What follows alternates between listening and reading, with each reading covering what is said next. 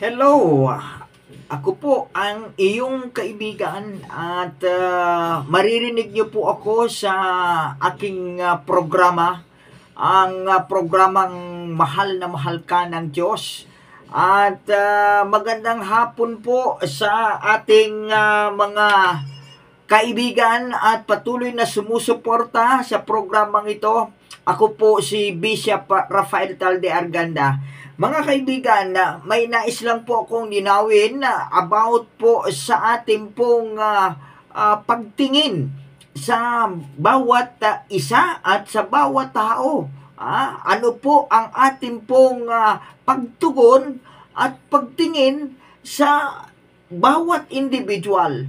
Ang tanging inihiling ko lang po, mga minamahal, ay makita po natin na ang bawat isa ay mahalaga para sa atin, bilang kapwa po natin. Huwag po tayong tingin sa isang mali ng isang tao, sa isang